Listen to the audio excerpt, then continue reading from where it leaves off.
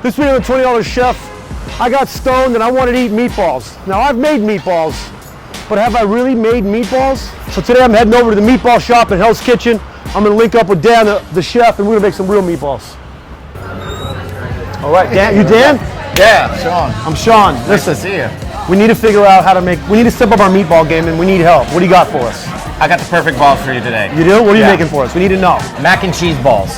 That's the best thing I've ever heard. Let's head back there and get underway. I'm excited. You're mixing my two favorite things. All right, so we can't obviously go in the kitchen because it's a packed house. You can't be fucking up rotation in that kitchen and getting in the line cook's way. That's not how we're doing it out here. So you're mixing my two favorite things together. We're gonna take a meatball and then we're gonna put mac and cheese in that. The incept of this idea was that I love mac and cheese, I love meatballs. So obviously, if you're gonna make a mac and cheese ball, you need macaroni. Okay.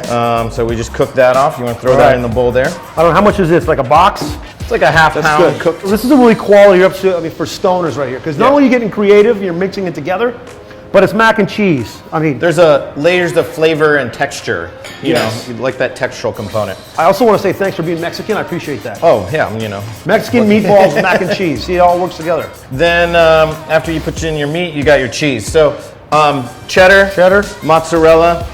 I don't use shredded in this because you can get in there and rim the bowl. There we go. Oh yeah, there we go. Yeah. We have a lot of goofballs that watch. They're like, oh, he touched the cheese with his hands. So I leave the cheese in chunks so that when you cook it, it doesn't all just disappear, and you get that, you know, that shred, that pull. Okay.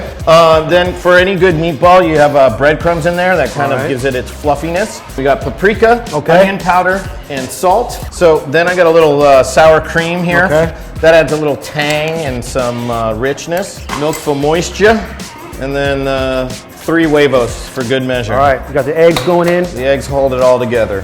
So the trick to mixing a good meatball is you don't want to overdo it, you know?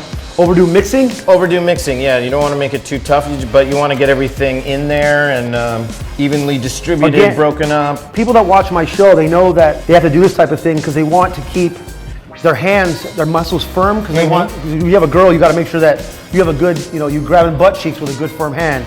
That's just why it's important. Maybe you have those little machines at your house that goes like this all day. Also, I have zero training. I'm not like you guys that are real chefs. I'm just a stoner comedian that enjoyed cooking at home and didn't want to eat McDonald's every day at the dollar menu.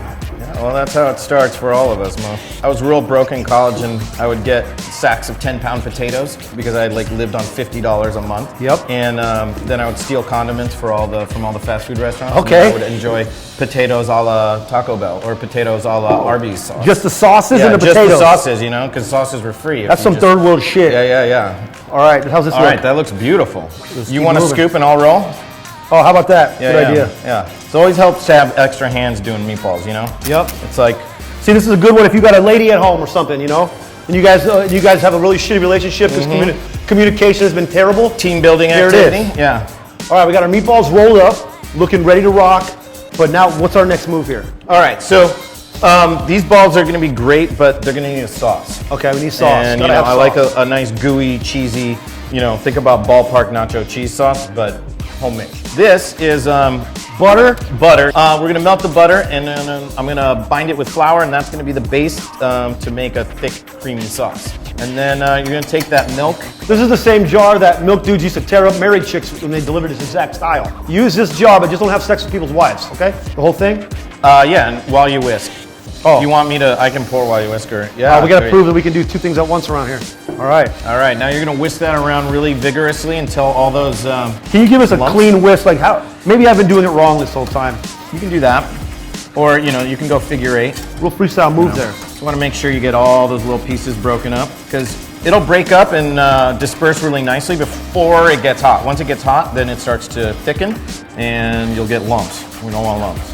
If these balls taste amazing, it's because of my whisk game. I mean, come on. All right, I can see it's starting to thicken a little bit.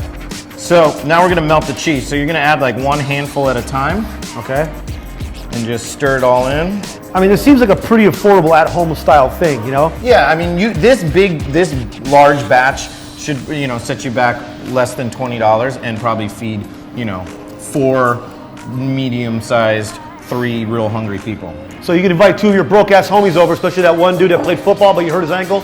Now he just works at Starbucks. He's like a 300-pound barista. He can come over. He can get some in there. So I'm gonna add a pinch of salt, and then I've got some pickled chili peppers here. You can add, you know, your favorite vinegary hot sauce, or if you've got diced jalapenos, that also works in there. Ready to go. That's good, right? That's amazing. So now, we're gonna plate up our meatballs. Well, obviously we're not gonna sit around and wait. You know, this is production time, don't wait. So they're already done. Look at that. Boom. About 15 and 400 degrees, 15 minutes. 15 minutes. What's our move here? Now we're gonna plate this shit up, right? Yep.